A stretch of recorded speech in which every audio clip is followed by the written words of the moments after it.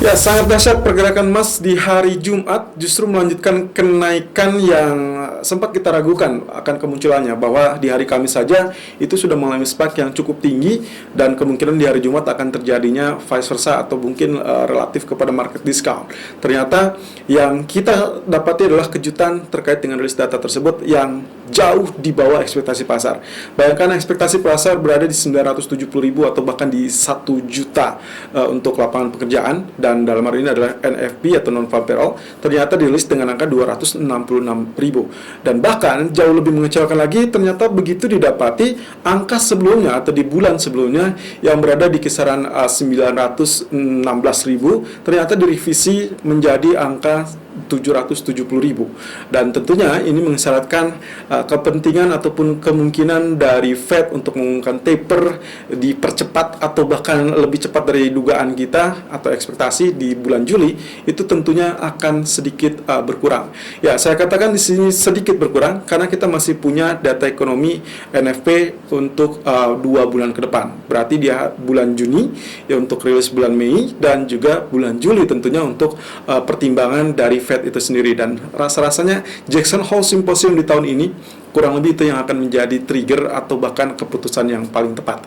Dan untuk minggu ini sendiri kita masih belum bisa bernapas lega karena kita masih ada disuguhkan data CPI atau inflasi di hari Rabu dan juga retail sales di hari Jumat. Nah, kemungkinan dua data tersebut, kalau misalnya kita menilik data di bulan lalu, itu menunjukkan data yang sangat-sangat fantastis, dan bahkan kalau kita kategorikan bagus di dalam 3 bulan pertama awal tahun ini, maka kemungkinan harusnya CPI ini juga akan melonjakan. Dan kemudian yang menjadi catatan khusus adalah respon dari market yang cenderungnya adalah kebalikannya. Jadi bisa saja minggu ini kita akan mendapati 1850 dilompati atau dilewati, dan itu berarti trigger untuk area selanjutnya mungkin saja 1900 dalam waktu dekat.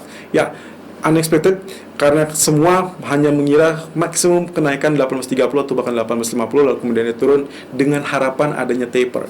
Tapi dengan rilis data NFP yang jauh sangat mengecewakan, hal tersebut agak sedikit buyar. Nah, retail sales sendiri untuk hari Jumat diperkirakan akan anjlok dikarenakan efek dari stimulus terbaru sudah mulai usang atau sudah mulai tidak berpengaruh. Jadi inilah yang akan menjadi catatan khusus di minggu ini. Tapi untuk malam ini sayangnya tidak ada rilis data ekonomi. Jadi kemungkinan menurut saya ranging ataupun sideway itu kemungkinan akan berada di kisaran 1820 sampai 1843 atau maksimum di area high kemarin, dan area terendahnya diharapkan tidak terlampau jauh dari zona 1820-1823. Nah, tapi kita lihat saja apakah dolar masih bisa untuk mengalami tekanan atau justru hari ini akan terjadi rebound. Technically sangat mungkin untuk terjadi rebound. Technical view 10 Mei 2021. Irfan untuk Agrodana. Technical Outlook 10 Mei 2021 jam 11:36 waktu Indonesia bagian Barat. Kita kembali dengan outlook dari DXY setelah di hari Jumat sempat mengalami penurunan atau tekanan. Ya, Anda lihat di sini grafik daily-nya menunjukkan pola tekanan yang sangat bertubi-tubi. Jadi ini penurunan di hari Kamis, kemudian ini hari Jumat, lalu kemudian hari ini kita akan lihat apakah dia berhasil rebound atau memang sementara rebound lalu kemudian turun kembali apa tidak.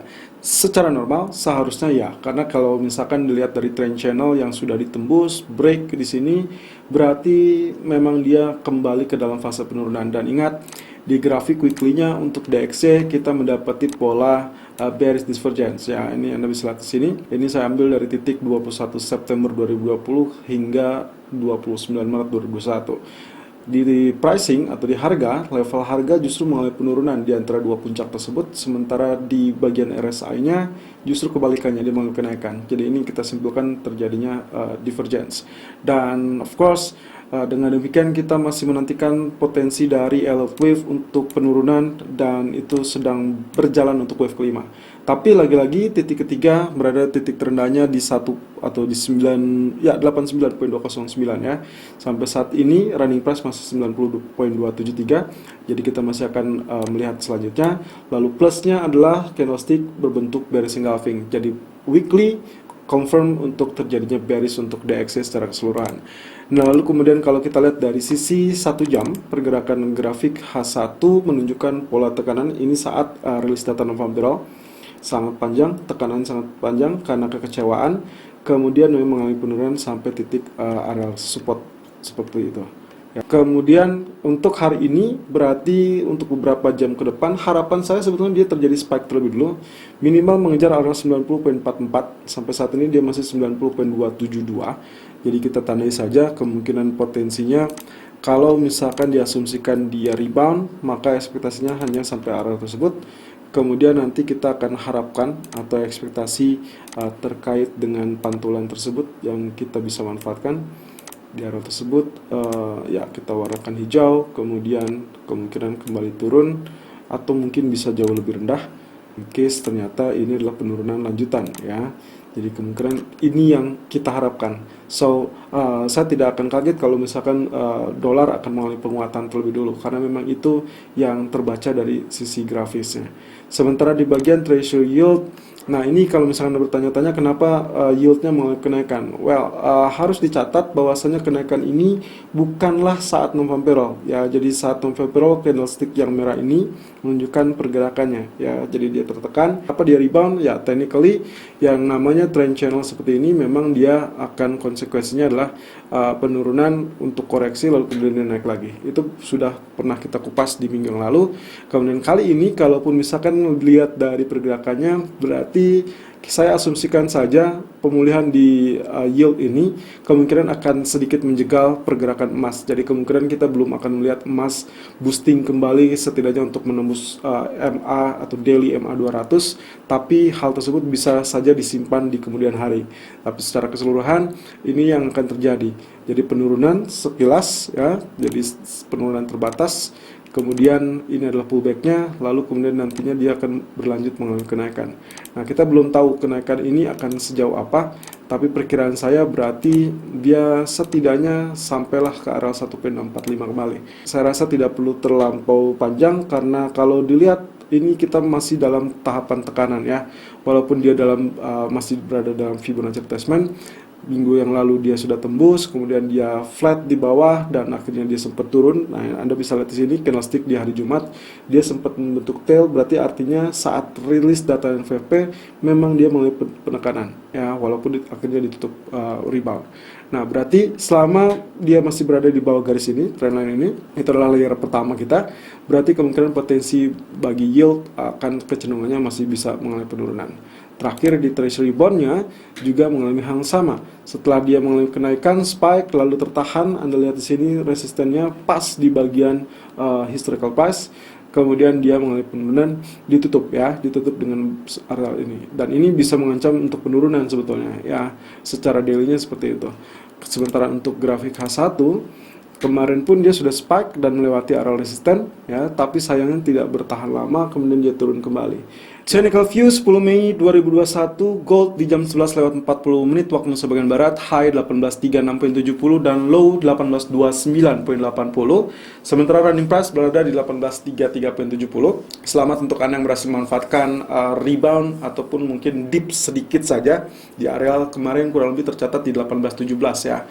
Dia hanya sempat tail sampai 18.17, berkutat di area 18.17 sampai 19, sampai akhirnya rilis data non-farm payroll yang mengecewakan, berhasil mendorong sampai zona tertinggi 1843. Dan untuk hari ini kalau misalkan Anda lihat ya, ini tahapan selanjutnya ya. Kalau misalkan kita perhatikan dari big bullish flag, karena dia sudah tembus, sangat wajar dia memang harusnya sudah naik gitu ya.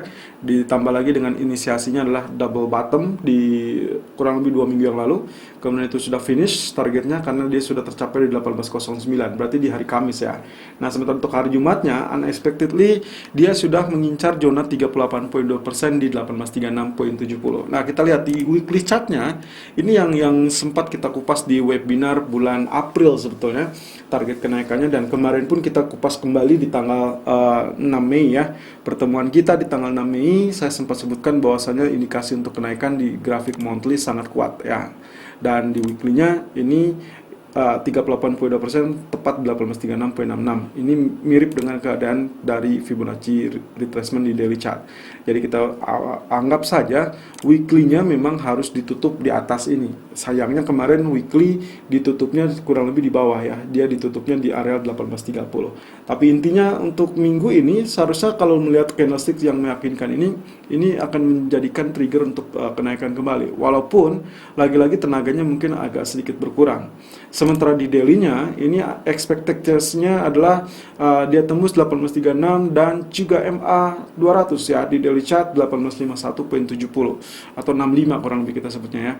Kalau ternyata berhasil menembus zona MA 200, otomatis kelanjutan kenaikan akan sangat wajar terjadi. Saya melirik areal tail-nya di sini ya. Ini tail 1874.90 itu adalah tertinggi di tanggal 21 Januari 2021, atau mungkin ini tail yang cukup padan ya, 1875 ya, sama ya, 1875. Jadi kalau misalkan ternyata langkah awal 1836 ataupun MA 200 1853 atau 1851 itu tembus, berarti kita akan melihat 1875 ya. Tapi ekspektasi saya hari ini sebetulnya belum akan muncul zona tersebut.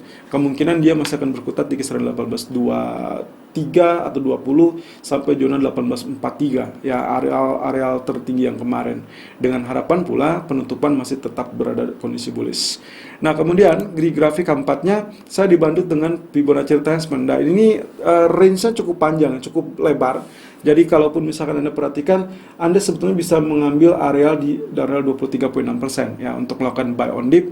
Berarti koreksinya saya harapkan di 1826. Sampai saat ini dia tertahan di 1829, tapi nggak apa-apa. Kalau alternatif keduanya, Anda bisa pilih golden ratio-nya itu di areal 38.2%, 50% atau 61.8%. Jadi kalau misalkan asumsinya MA 200 akan segera ditembus ya. Kalau demikian berarti Anda asumsikan setiap penurunan Anda harus mengambil areal buy. Berarti Anda bisa menggunakan areal-areal ini 38.2% di 1816 atau di 1808 areal 50%-nya. Or bisa juga di areal psikologis 1800, itu adalah Fibonacci retracement 61.8. Kita pernah membahas ini. Fibonacci retracement kekuatannya akan berada di areal 3 golden ratio ini. Walaupun kalau kita lihat dari areal spike-nya, karena ini sudah mengalami kenaikan yang sangat-sangat bagus dan trennya memang sudah mulai kuat naik, maka kemungkinan potensi 23.6% dan 38.2% minimal areal tersebut bisa menjadi incaran. Dan terakhir di grafik H1, potensi dari pergerakan kemarin saya tarik saja areal garis resisten ataupun support, di sini. Ya, ini trend line-nya. Titik pertama ditarik di 1769, titik kedua Anda boleh tarik di titik ini. Ini adalah 1790 atau motel yang ini juga nggak apa-apa ya. Yang jelas untuk Fibonacci expansion-nya sendiri saya ambil dari titik ini. Ya, ini titik 1788, ini titik B-nya di 1817 dan titik C-nya saya ambil titik ini. Ini adalah 1812.60 dan saya dapatkan ternyata runtutannya 61.8%, 100%, 138.2 dan 161.8. So, perkiraan saya kemungkinan ini adalah area koreksi yang bagus 1830 ya di grafik K1, tapi idealnya saya mencari areal ini. Ya, areal tertinggi sebelumnya di 1821, 1822. Jadi kalau misalkan skenario kan pergerakan itu akan mengalami penurunan terlebih dulu, tail sampai sini, dan di area support trendline masih cukup kuat, efektif, berarti dia akan langsung rebound. Dan ekspektasi berikutnya berarti 1852, yaitu daily MA 200, sedikit di atas areal tersebut. Dan nantinya di sini kita akan bisa berharap terkait dengan bullish rectangle. So, untuk hari ini gambaran yang sudah kami berikan tadi pagi, saya masih tetap menantikan zona buy ideal. Ya, buy ideal kurang lebih asumsinya adalah low risk, relatif low risknya, dengan areal 1823 ataupun 1825, atau Anda boleh menggunakan tadi di grafik keempat di areal 1826 ya. Sementara TP pertama perkirakan 1829, patulannya 4 poin saja. Kemudian areal kedua, TP kedua 1835-50. In case ternyata 1841-nya tidak tercapai maksimal, bisa saja dia tertahan di zona 1838, 1840-an gitu ya. Dan untuk stop loss-nya saya antisipasi saja di kisaran 1817.50. Selalu gunakan stop loss dan manajemen sesuai dengan equity dan strategi trading Anda. Irfan untuk Agrodana.